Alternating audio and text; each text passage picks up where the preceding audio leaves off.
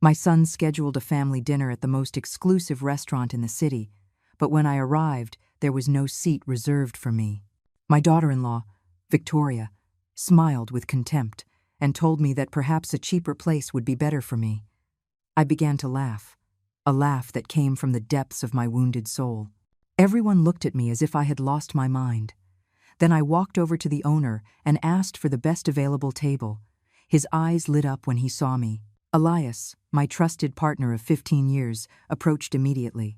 My sons didn't know that this elegant restaurant where they had just humiliated me was mine, that every dish they served, every glass of wine they drank, every cent they spent went directly into my bank account. I am Teresa.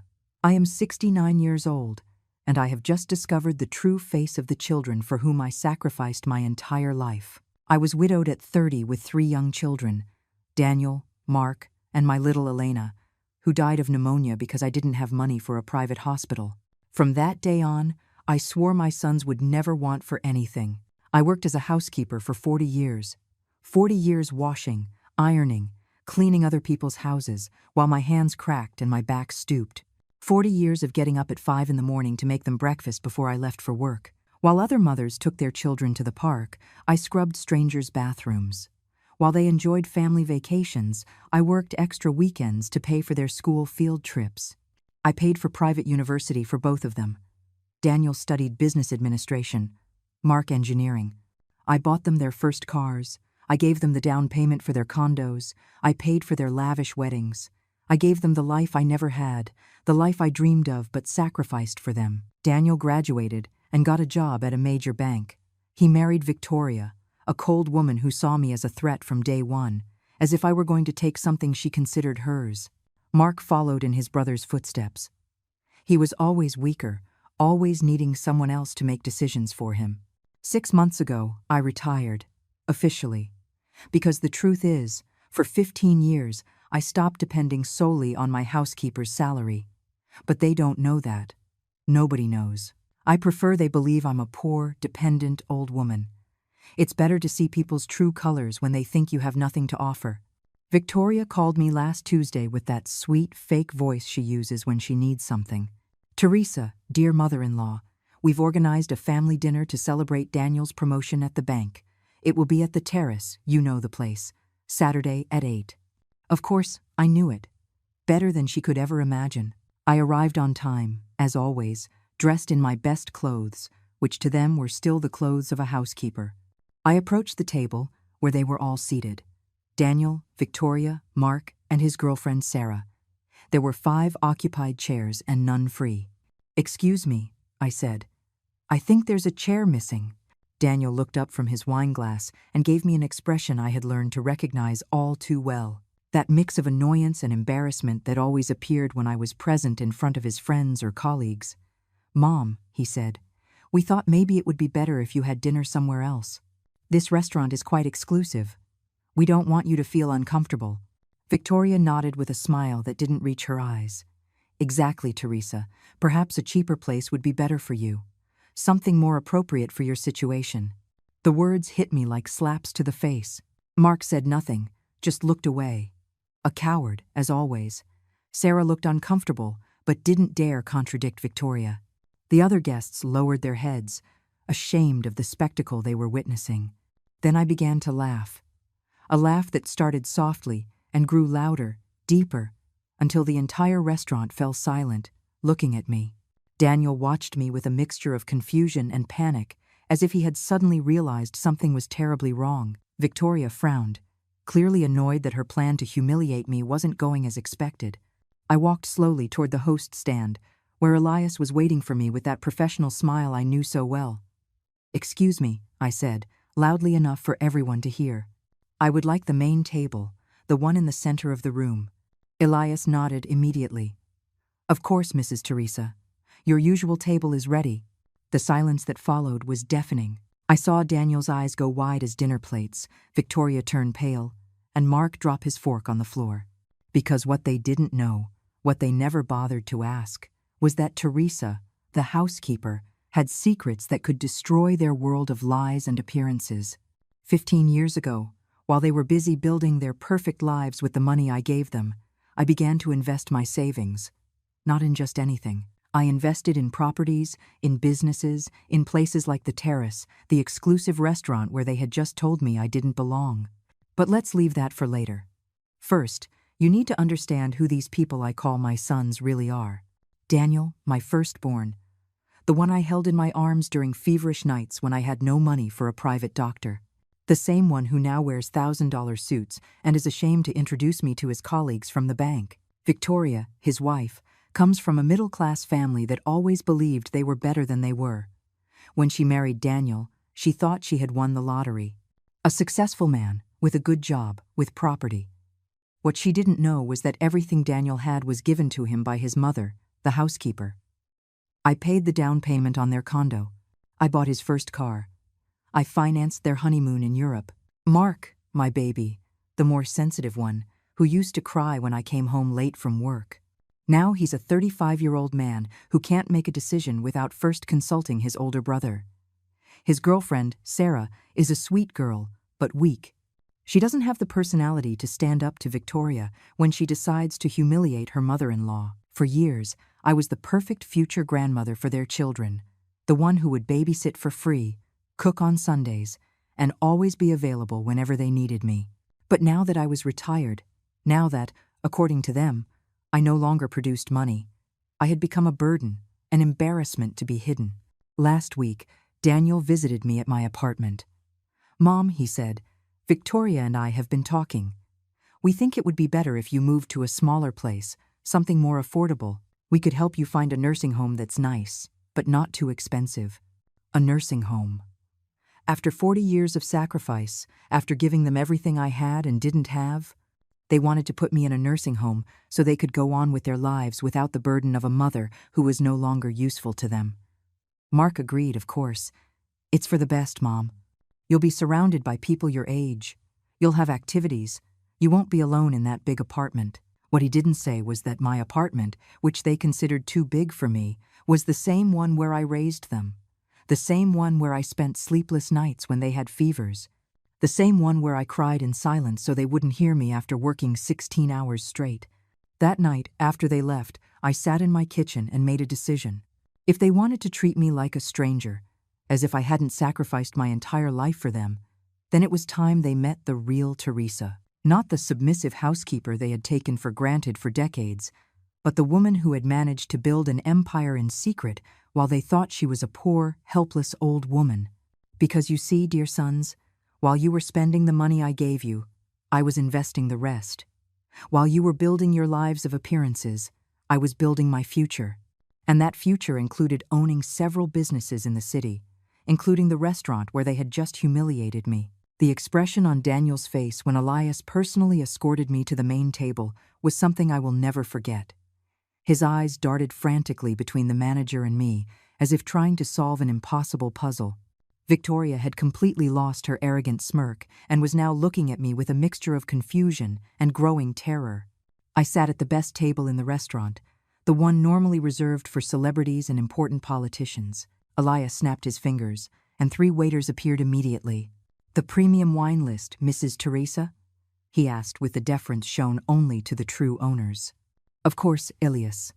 And also bring a bottle of the 2010 Chateau Margaux for the table over there, on the house." I pointed to where my sons were sitting. Their faces now reflected absolute panic. Daniel rose from his chair and walked toward my table with hesitant steps. "Mom," he whispered, "what's going on here? How do they know you so well? Why are they treating you like I'm the owner?" I completed his sentence with a serene smile. "Because I am, Daniel. I have been the majority partner of the Terrace for 15 years.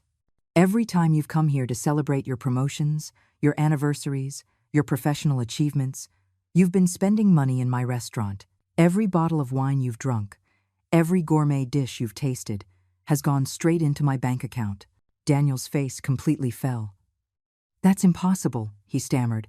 You clean houses for a living. You don't have the money for something like this." "Ah, my dear son," I replied, "there is your first mistake. Assuming that because I cleaned other people's houses, I was poor. Assuming that because I sacrificed for you, I was stupid. Victoria staggered over, clearly in shock. But, Teresa, how is it possible that you have the money to buy a restaurant like this? Where did you get so much money? Her voice had lost all its previous arrogance and now sounded small, frightened. It's very simple, my dear daughter-in-law. While you were spending the money I gave your husband, I was saving every spare cent. While you were living your lives of luxury, thinking it was your natural right, I was investing in properties, in businesses, in the future you thought I didn't have. But this doesn't end here. Oh no, this is just the beginning. Because you see, for all these years I haven't just been a housekeeper. I've been a silent observer. I've seen how you treat me when you think you need something from me, and how you treat me when you think I'm of no use to you. 3 months ago, I lost my office cleaning job because the company went bankrupt. I didn't tell you anything because I wanted to see what your natural reaction would be. I wanted to see if you would offer help, if you would worry about my well-being, if you would at least ask how I was surviving. Instead, you took advantage of what you thought was my vulnerability to try and get rid of me. Daniel, do you remember our conversation last week?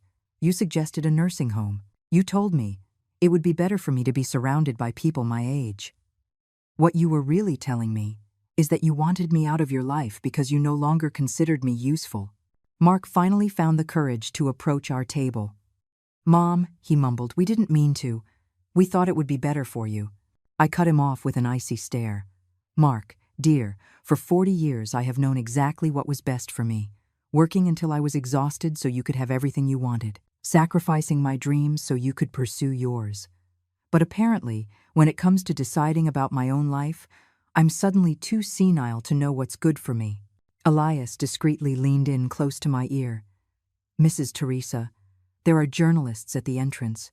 It seems someone leaked that you are here. Perfect, I whispered back. Let them in.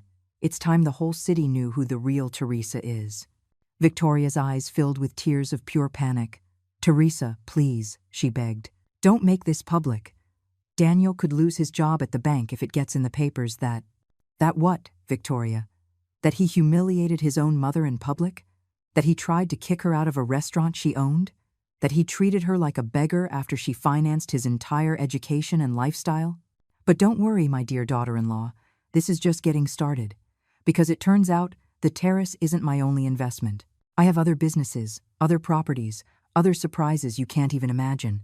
And now that you've shown your true colors, now that you've made it clear what you really think of me, it's time for you to learn the consequences of underestimating the woman who gave you life. The journalists swarmed into the restaurant like an avalanche. Cameras, flashes, microphones pointed toward our table. Daniel tried to hide behind his napkin, but it was too late. Victoria covered her face with her hands, desperately whispering that this would ruin her social reputation. Mark just stood there paralyzed, as he always did when things got complicated. Mrs. Teresa, a reporter shouted, is it true that you are the owner of the terrace and other exclusive establishments in the city? I stood up with the dignity I had lost during decades of silent humiliations. That is correct. I have been the majority partner of this restaurant for 15 years. I also have investments in other businesses that my children were completely unaware of. But that's not the most interesting part of this story, another journalist continued. We've been informed that just a few minutes ago, your own sons tried to throw you out of the restaurant, claiming you didn't fit in at such an exclusive place. My smile widened. Exactly. My sons, for whom I sacrificed 40 years of my life, believed they had the right to publicly humiliate me in my own establishment. The cameras immediately turned to Daniel and Victoria. Sir, is it true that you tried to kick your mother out of the restaurant? They asked Daniel. His face was completely red, a mixture of shame and terror. We didn't know. It was a misunderstanding. It was no misunderstanding, I interrupted with a clear, firm voice. It was a calculated humiliation. They told me to find a cheaper place, more appropriate for my situation. They suggested McDonald's as a more suitable alternative for my social standing. All of this in front of other diners, to maximize my embarrassment. The journalists' outrage was palpable. One of them turned directly to Victoria. Ma'am, what do you have to say about the fact that you suggested your mother-in-law, who apparently financed your family's lifestyle, should eat at McDonald's instead of joining you for a family dinner? Victoria stammered incomprehensibly. I, we, it wasn't our intention. We thought she would be more comfortable. Her words sounded pathetic even to her. I had seen her use that same emotional manipulation tactic on me for years, but in front of the cameras, she was exposed for what she truly was, a cruel and calculating woman. But wait, there's more, I told the reporters.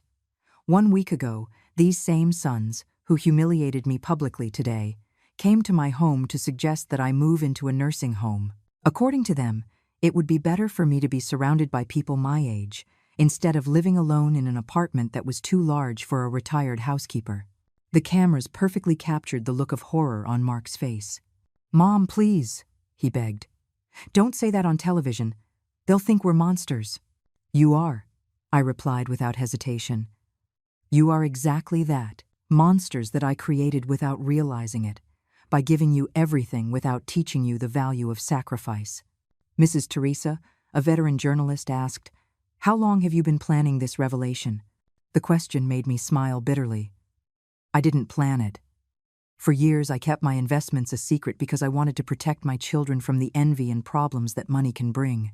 I wanted them to build their own lives based on their merits, not on my wealth. But when I lost my job 3 months ago and told them nothing, when I watched how they reacted, believing I was in a vulnerable situation, when I saw that their first response was to try and get rid of me instead of offering support, I understood that I had raised 2 strangers, 2 people who only valued me for what I could give them, not for who I was. Daniel tried to approach me, probably to do some damage control, but Elias discreetly stepped in his way. The manager had worked with me long enough to understand that this confrontation had been brewing for years, and he was not going to let anyone interrupt it. "Ma'am," they asked Victoria, "did you know that your mother-in-law had these properties and investments? Why do you think she never mentioned it?" Victoria looked at Daniel for help, but he was too busy trying to avoid the cameras. We always thought Teresa was just a housekeeper. She never told us she had money." "Exactly," I confirmed. "I never told you because I wanted to see who you really were when you thought I had nothing to offer. And now, I know. Now I know that the filial love I thought existed was actually financial dependence disguised as affection." A young journalist raised his microphone. "Mrs. Teresa, what will happen now with your family relationship?" My answer was clear and definitive. There is no family relationship to save. They made their decision when they chose to humiliate me publicly. I am making mine now. From this moment on, Daniel and Mark are no longer my sons, and Victoria is no longer part of my family. The silence that followed was sepulchral. The cameras perfectly captured the moment when 2 adult men realized they had just lost not only their mother, but also the secret financial support that had sustained their lives for decades.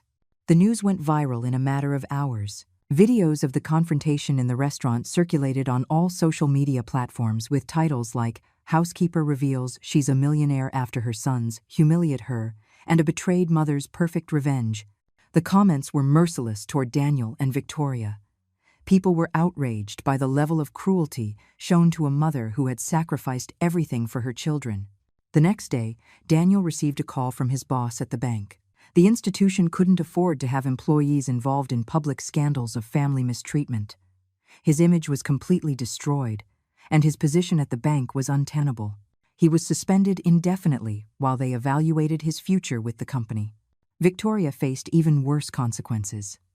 Her high-class social circle completely repudiated her. The wives of Daniel's colleagues, who used to invite her to their exclusive luncheons and charity events, now avoided her as if she were radioactive.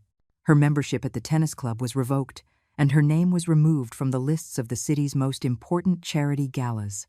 Meanwhile, I checked into the most luxurious hotel in the city, the same one where years ago I cleaned rooms as a housekeeper. Now I occupied the presidential suite, looking out over the city from the 30th floor, planning my next moves with the coldness of a military strategist. Mark tried desperately to call me. His voicemails were pathetic. "Mom, please, forgive us.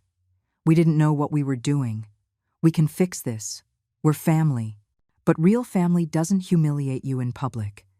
Real family doesn't abandon you when they think you're no longer useful. Real family doesn't suggest nursing homes as a solution to their own shame. My lawyer, Ezekiel Vance, arrived at the hotel on Tuesday morning with a satisfied smile. "Teresa," he said, "I've reviewed all the documents you asked for.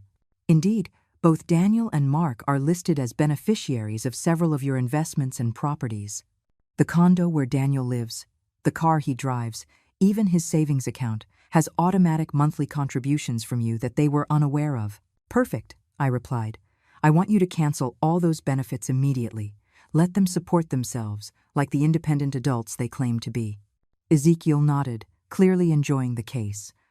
"I've also been investigating their personal finances. Without your secret contributions, Daniel won't be able to maintain his lifestyle for even 3 months. The condo where he lives is in your name. Technically, he's just a tenant without a lease." That same afternoon, Victoria showed up at the hotel begging for an audience. I received her in the lobby, in public, so she couldn't make a dramatic scene. "Teresa, please," she pleaded, tears in her eyes. "You have to understand our position. Daniel is going to lose his job. We'll have nowhere to live if you take the condo. We have debts, commitments." "How interesting," I replied with glacial calm.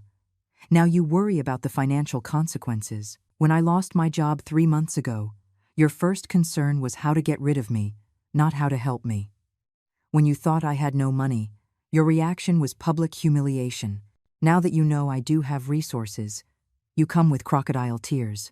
Daniel appeared behind her, clearly defeated. "Mom," he muttered, "I know we made terrible mistakes. But we're your blood. We're your sons. You can't destroy our lives like this." My laughter echoed through the hotel lobby. "Destroy your lives." Interesting choice of words. I'm not destroying anything. I am simply withdrawing the support you took for granted. You decided that Teresa, the housekeeper, didn't deserve a seat at your table. Perfect. Now you will discover what life is like without Teresa, the investor, maintaining your luxuries from the shadows. You will learn to live on your own resources, just as I did for 40 years when I supported you. Victoria tried one last desperate tactic. "Teresa, if you do this, if you take everything from us, you'll suffer too. People will think you're a cruel mother who abandons her children." My smile grew even colder. "My dear Victoria, the people already know exactly who abandoned whom. The videos are all over social media. The entire world saw how you tried to kick me out of my own restaurant." That night, from my suite, I called Elias to coordinate the next steps. The media wanted exclusive interviews. Television producers were offering documentaries about my story. Magazine editors wanted articles about how I built my empire in secret while working as a housekeeper. But I had more ambitious plans. It wasn't just about revenge. It was about rebuilding my life without the emotional leeches that had been draining my energy for decades. It was about proving that a 69-year-old woman could start over and be more powerful than ever. The next day, the next phase of my plan would begin. Daniel and Mark were about to find out that underestimating their mother had been the costliest mistake of their lives. The digital war began when Daniel and Victoria decided to create their own narrative on social media. Desperate to save their reputations, they posted a tearful video on Instagram presenting themselves as victims of a vengeful and manipulative mother. Daniel talked about how I had kept my wealth a secret to control them psychologically, while Victoria sobbed about how a real mother would never abandon her children over a simple misunderstanding. The video accumulated thousands of views in a few hours, but not with the reaction they expected. The comments were brutal. People vividly remembered the images of them kicking me out of the restaurant, suggesting McDonald's as a more appropriate alternative for my social class. Their attempts at victimhood only worsened their public image. But I had something they didn't know existed. For years, every time they came to visit me at my apartment, every time they made disparaging comments about my work or my lifestyle, I had recorded our conversations. Not out of malice, but because my memory wasn't what it used to be, and I wanted to remember the important things my sons told me. I never imagined those recordings would become my most powerful weapon. Ezekiel helped me create my own YouTube channel. At 69 years old, I became an influencer out of necessity. My first video was titled "The Truth Behind the Crocodile Tears." I published it on a Thursday night, and by Friday morning, it had 500,000 views. In the video, I played audio recordings where Daniel told me verbatim that I was a financial burden, where Victoria mocked my cheap clothes in front of her friends, where Mark suggested it would be better for everyone if I moved far away because my presence embarrassed them when important guests visited. The most devastating recording was from 3 weeks before the restaurant incident. Daniel had come to my apartment supposedly to visit, but in reality, he wanted to go through my finances to calculate how much it would cost to keep me in a nursing home. In the audio, you could clearly hear him rummaging through my drawers looking for bank statements, while commenting that people my age often develop dementia, and it was important for the family to control their resources before they squandered them. The public's reaction was immediate and devastating for my sons. Justice for Teresa became a global trending topic. Thousands of people shared their own stories of ungrateful children, sacrificed parents, and dysfunctional families. My story had touched a universal nerve of family pain. International media began to call me. CNN wanted an exclusive interview. Univision offered me a 1-hour special. Netflix approached me with a proposal for a documentary about my life. Suddenly, Teresa, the housekeeper, had become a global symbol of maternal dignity and generational justice. Meanwhile, the consequences for Daniel and Victoria multiplied exponentially. The bank where Daniel worked issued a public statement completely disassociating itself from him. They couldn't afford to have their corporate name associated with someone who had publicly humiliated his elderly mother. His dismissal became final. Victoria lost her part-time job at an art gallery. The owners, a wealthy elderly couple, were personally offended by her behavior toward me. Her social circle had completely excluded her. None of her former friends answered her calls. Mark tried to publicly distance himself from his siblings, posting a video where he apologized and claimed he had been against mistreating me from the beginning. But I had recordings of him actively participating in conversations about sending me to a nursing home, where he laughed at my attempts to dress nicely for their family events. His apology video went viral for the wrong reasons. People ridiculed him for being a coward, for trying to save himself by throwing his siblings under the bus, for lying so brazenly when audio proof of his complicity existed. Sarah, his girlfriend, broke up with him after the scandal affected her job as a teacher. The parents of her students didn't want their children educated by someone associated with a family that mistreated the elderly. The social pressure became unbearable for her. On Friday night, I received a desperate call from all 3 of them. They had lost everything: jobs, relationships, reputations, social circles. They begged for a meeting to try and reach some kind of agreement. They wanted me to take down the recordings, to make a joint video talking about family reconciliation, to stop the media campaign that, according to them, was destroying their lives. I told them we could meet on Saturday, at the terrace, at my restaurant, on my territory, under my terms. Not to reconcile, but for them to listen to the conditions under which we could coexist on the same planet without me continuing to publicly expose every one of their misdeeds. They arrived on time, physically and emotionally shattered. Daniel had lost 20 pounds in 1 week. Victoria had deep dark circles under her eyes and had completely abandoned her pretensions of elegance. Mark looked like a ghost of his former self. They sat across from me at the same table where, 1 week earlier, they had tried to humiliate me. The irony was delicious. Now they were the ones who didn't fit in at this exclusive place. Now they were the ones who looked out of place, uncomfortable, defeated. They had one last chance at redemption. But the conditions were going to be very specific, very humiliating, and completely non-negotiable. I looked at them sitting across from me like scolded puppies and felt a strange mixture of power and sadness. These were the babies I had held in my arms, the children I had read bedtime stories to, the teenagers for whom I had worked double shifts to pay for their whims. Now they were strangers, begging for mercy from the woman they had tried to destroy. "All right," I said in a serene voice. "You are going to listen to my conditions without interrupting. First, you will make a public apology video where you specifically acknowledge each of your actions. No generalities, no euphemisms. You will say exactly how you treated me, why it was wrong, and why you deserve the consequences you are facing." Daniel opened his mouth to protest, but I stopped him with a look. "Second, you will pay back every cent I have invested in your lives over the last 20 years. The condo, the cars, the weddings, the universities, the vacations, everything. My lawyer has already calculated the total sum with interest: $800,000. Victoria's face completely fell. "Teresa, that's impossible," she whispered. "We don't have that kind of money." "Of course you don't," I replied, "because you never learned how to earn it. You lived like parasites on my sacrifice for decades. Third, you will work to pay me back that debt. I have several businesses that need cleaning, maintenance, and kitchen staff. You will start from the bottom, as employees, earning minimum wage." Mark finally found his voice.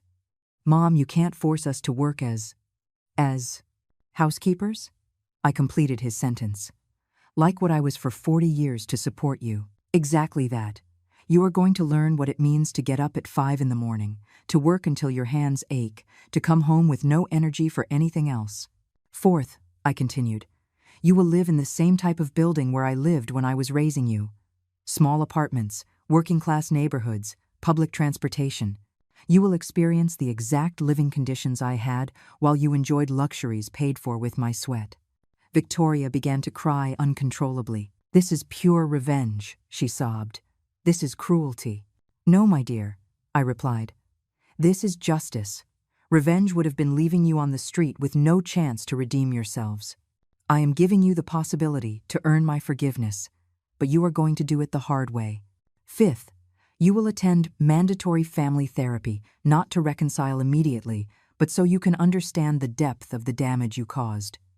Sixth, you will do community service in nursing homes. You will care for people my age who have been abandoned by their families, so that you understand exactly what you wanted to turn me into." Daniel tried to negotiate. "Mom, let's be reasonable. We can't meet all these conditions. It's too extreme." My laugh echoed through the restaurant. Extreme was suggesting McDonald's when I arrived for a family dinner. Extreme was planning to put me in a nursing home without consulting me. Extreme was publicly humiliating me in my own restaurant. Seventh, I continued relentlessly, you will sign legal documents renouncing any right to my assets when I die. You will not inherit a single cent. My fortune will go to charitable organizations that actually help working mothers and abandoned seniors. The silence that followed was absolute. The three of them looked at each other, mentally calculating if they had any options left. They were right to be terrified.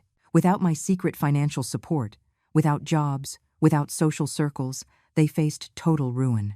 Eighth, if any of you tries to manipulate this situation, leak information to the media to play the victim, or break any of these conditions, I will publish the rest of the recordings I have.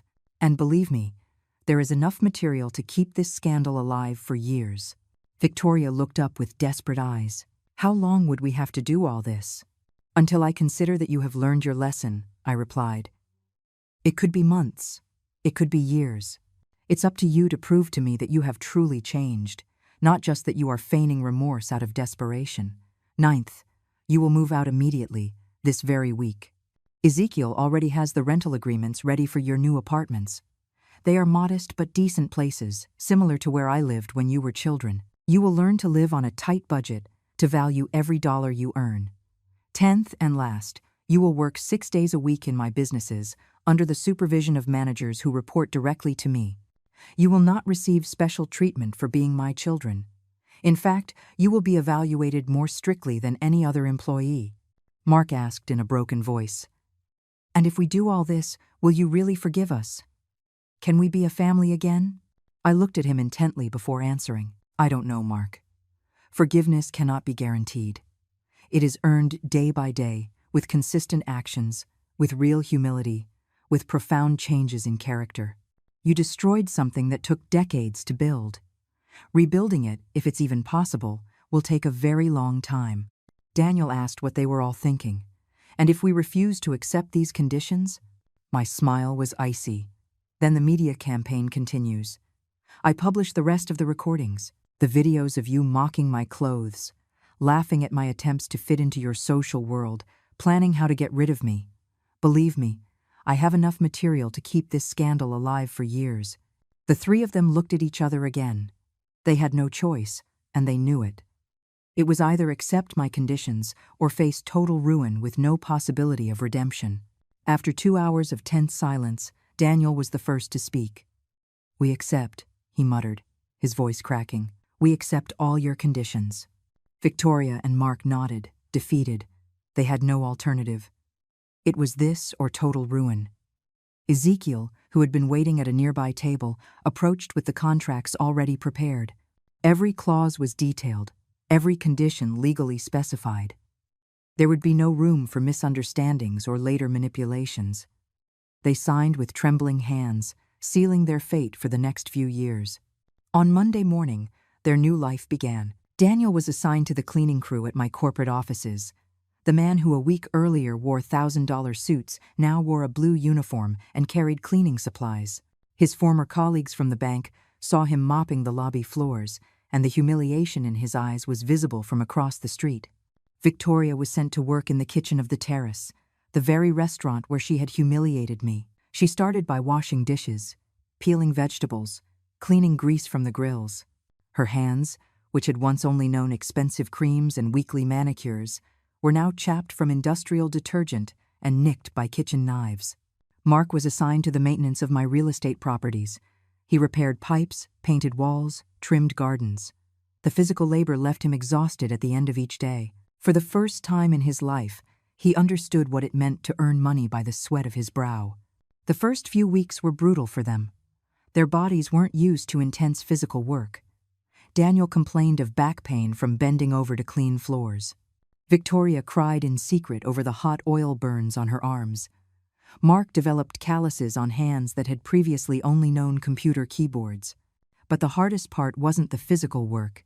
It was the constant social humiliation. Customers at the Terrace recognized Victoria from the viral videos, and some took pictures of her washing dishes. The images circulated on social media with mocking comments about the fall of the woman who thought she was too elegant for her mother-in-law. Diego faced the morbid curiosity of his ex-colleagues. Some would walk by the building just to see him mopping, to confirm that the successful bank executive was now working as a janitor. His pictures appeared in group chats with messages like, "Look how the guy who kicked his mom out of her own restaurant ended up." Meanwhile, I moved into a mansion in the most exclusive neighborhood in the city, a property I had bought years ago but had never lived in because I didn't want to arouse suspicion about my true financial situation. Now, free from maintaining the facade of a poor housekeeper, I could live openly according to my true means. The house had 10 bedrooms, sprawling gardens, a swimming pool, and a panoramic view of the city. It was everything I had dreamed of during those decades of living in small apartments and working in other people's houses. For the first time in 40 years, I had housekeepers working for me, instead of being the one working for others. I hired Maria, a 50-year-old woman who had lost her job during the pandemic and needed an opportunity. Unlike how my children treated me, I treated her with respect. I paid her a fair wage, gave her health benefits, and provided a comfortable room on the property. I wanted to prove that economic power didn't have to turn people into monsters without empathy. My international television interviews continued to make an impact. I appeared on shows with Oprah, Ellen, and several CNN specials. My story inspired millions of older women who felt invisible or devalued by their families. I received thousands of letters from women telling me their own experiences of unrecognized maternal sacrifice. I established a foundation called Invisible Mothers, which provided legal and financial support to older women facing family abandonment or economic abuse from their adult children. The response was overwhelming. Apparently, my situation was far more common than society wanted to admit. After 2 months of forced labor, my children requested a meeting. They wanted to show me they were changing, that they had learned their lesson. I received them in my new house, in the main living room overlooking the garden. It was important for them to see the contrast between my new, prosperous life and the modest conditions in which they now lived. They arrived tired, with chapped hands, stained work clothes, and a humility I had never seen in them. Daniel spoke first. "Mom, these last 2 months have been the hardest of our lives. We understand now what your work meant, the sacrifice you made for us. We never truly valued it." Victoria, with genuine tears this time, added, "Teresa, I know I was cruel to you. I know I treated you as if you were less than us. Now that I'm working in the kitchen, seeing how hard that work is, I understand I should never have looked down on what you did." Mark, the most broken of the three, could barely speak. "Mom, forgive me. I was a coward who failed you when you needed me most. I don't know if you can ever forgive me, but I want you to know that every day I work, I think about how to repair the damage I caused." I listened in silence, evaluating whether their words were sincere or just another desperate manipulation. Time would tell. 6 months after that meeting, something had genuinely changed in my children. It wasn't just the physical exhaustion of hard work, but a deeper transformation in their character. Daniel had developed a real humility he had never possessed. When he cleaned the offices, he greeted all the employees respectfully, from the executives to the security guards. He had learned that honest work, no matter what it was, deserved dignity. Victoria had become one of the most dedicated employees at the terrace. The chefs respected her because she never complained, arrived early, and stayed until everything was perfectly clean. She had learned to value every dollar she earned, because she now knew exactly how much effort it took to get it. Mark had found an unexpected calling in maintenance. He discovered he had manual skills he had never developed and a genuine satisfaction in fixing broken things. His coworkers respected him because he didn't act superior to them, despite his university education. But the most significant change occurred when they began their community service in the nursing homes. Seeing people my age abandoned by their families showed them a painful mirror of what they had been on the verge of doing to me. Daniel told me, with tears in his eyes, about a 70-year-old man who waited for visits that never came, about a woman who kept photos of children who hadn't called her in years. One Sunday afternoon, I received an unexpected call from the director of the nursing home where they volunteered. "Mrs. Teresa," she said, "I have to tell you something extraordinary. Your children have informally adopted several of our residents. Daniel comes on weekends to play chess with Mr. Isaiah, who hasn't had a visitor in 3 years. Victoria teaches cooking to Mrs. Stella, who was very depressed. Mark fixes residents' personal belongings without anyone asking him to." That information moved me more than I expected. This wasn't an act to impress me. They thought I would never find out. It was a genuine change born from their direct experience with the abandonment of the elderly. 8 months after the restaurant incident, I decided to do something I hadn't planned. I invited them to dinner at my new house. Not at the terrace, not on neutral ground, but in my home. When they arrived, I immediately noticed how they had changed physically. They were thinner, but stronger. Their skin was weathered from outdoor work, their hands calloused but confident. Maria prepared a simple but delicious dinner. During the meal, we talked like we hadn't in years. They told me about their jobs, about the people they had met, about the lessons they had learned. There were no pretenses, no lies, no attempts at manipulation. It was a real conversation between real people. Daniel asked for my forgiveness again, but this time it was different. "Mom," he said, "I'm not asking you to forgive me because I need your money or want my old life back. I'm asking for forgiveness because I finally understand the damage I caused. I understand that I robbed you of the dignity you had earned with 40 years of sacrifice." Victoria added something that surprised me. "Teresa, I've been thinking about changing my career. I want to formally study culinary arts. Working in your restaurant's kitchen showed me a passion I never knew I had. I don't want to go back to being the superficial woman I was before." Mark was the most honest of all. "Mom, I know I'll probably never fully regain your trust, but I want you to know that these past months have been the first in my adult life where I feel proud of who I am. Honest work has given me a self-esteem I never had when I was living off your money." At the end of the dinner, I made a decision I had been contemplating for weeks. I told them they could stop working in my businesses if they wanted. They had completed 8 of the 12 months I had originally set, but their transformation was evident. To my surprise, however, all 3 asked to continue. Daniel wanted to keep working as a janitor until he completed the full year. Victoria asked to stay in the kitchen at the terrace while she studied culinary arts. Mark wanted to continue with maintenance because he had found his true calling. 1 year after the incident that changed our lives forever, we organized a real family dinner, this time at the terrace, but in the restaurant's kitchen, not the elegant dining room.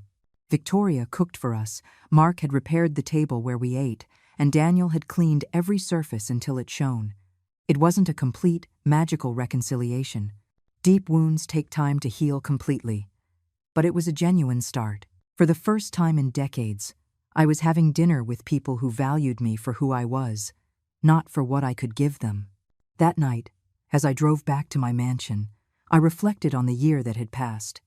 I had lost children who were actually strangers, but I had found real people worth knowing. I had lost emotional parasites, but I had gained a family that had earned the right to exist. I didn't regret raising them. I only regretted not understanding sooner that kindness should never be practiced at the cost of self-respect. That real maternal love sometimes requires teaching painful lessons to create decent human beings. At 70 years old, I had learned that it's never too late to demand the respect you deserve. 5 years have passed since that night that changed the course of our lives forever. Today, as I write these lines from my study overlooking the garden I love so much, I can say with certainty that the most difficult decision of my life also turned out to be the most liberating. Daniel never returned to the world of banking. After completing his year of work as a janitor, he decided to study hotel management and now manages 2 of my smaller properties, not because I gave them to him, but because he earned them, working his way up from the bottom, learning every aspect of the business. His employees respect him because he knows exactly what every job he asks them to do entails.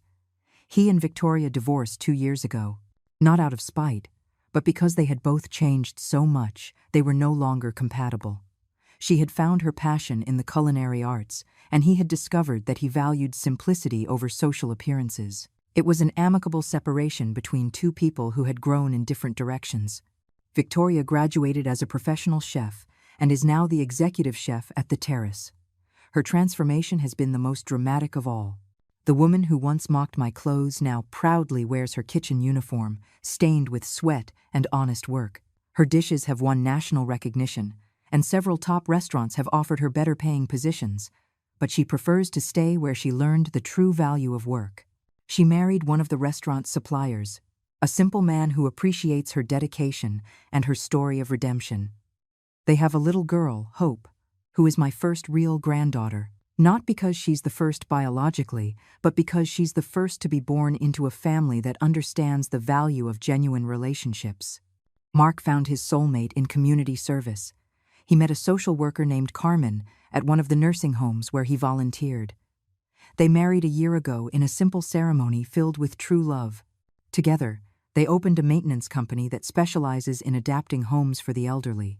Their work gives them purpose and allows them to earn enough to live comfortably. I have 3 more grandchildren now, Mark and Carmen's twin 2-year-olds, who fill my house with laughter on Sundays when they come for lunch. Seeing Mark as a father has shown me the man he always could have been, but that circumstances never allowed him to become. My Invisible Mothers Foundation has expanded internationally. We have offices in 12 countries and have helped over 10,000 older women reclaim their dignity and their rights.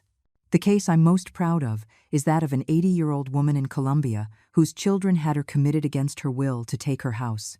Our lawyers not only recovered her property but also set a legal precedent that protects other seniors in similar situations. I have written 3 books about my experience. The first, The Invisible Housekeeper, became an international bestseller and was adapted into a Netflix series. The rights to the story have generated millions of dollars that go directly to the foundation. It's ironic to think that the story of my humiliation became the source of dignity for thousands of other women. Maria, my housekeeper, has become much more than that.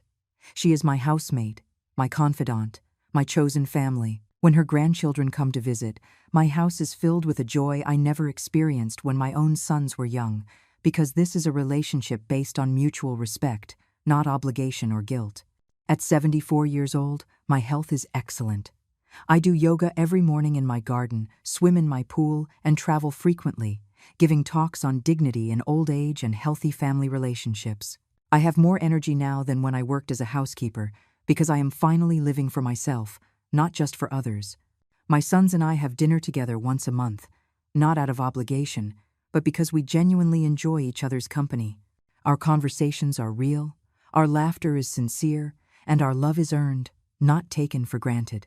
When Hope calls me Grandma Terre, with that smile that lights up the whole room, I feel a connection I never had with the abstract idea of being a grandmother. The restaurant where it all began has become a symbol of second chances. We have a policy of hiring people who have gone through hardship, single mothers, older people who lost their jobs, ex-convicts looking to reintegrate into society. The terrace is not just a prosperous business, it's a community of people who understand the value of earned dignity. Elias, my trusted partner, retired last year. At his farewell party, he told me something I'll never forget. Teresa, in 15 years of working with you, I never saw the poor housekeeper you pretended to be. I always saw the intelligent businesswoman you truly were. I was just waiting for you to see her one day, too. I have completely forgiven my sons, but not because I have forgotten what happened. I have forgiven them because they chose to change, because they worked to earn that forgiveness, because they became people who deserve my love and respect. Forgiveness was not a free gift. It was the result of years of genuine effort on their part. My lawyers have suggested I amend my will to include my sons again. I have decided to leave them a portion of my fortune, but the majority will still go to the foundation. They have learned to live on their own resources, and that independence has made them stronger. This morning, as I ate breakfast on my terrace, I reflected on the question all journalists ask me: do I regret taking such drastic measures? The answer is still no. Sometimes real love requires making decisions that seem cruel but are necessary for growth. I don't regret raising them. I only regret not understanding sooner that kindness should never be practiced at the cost of self-respect. That respect is not automatically given for being a mother. It is earned with consistent actions. That it's never too late to demand the dignity one deserves. I always tell new mothers, love your children enough to teach them that relationships require reciprocity, that love without respect is disguised manipulation, and that your value as a person does not depend on how much you are willing to sacrifice. Today, I am a whole woman, not just a sacrificed mother.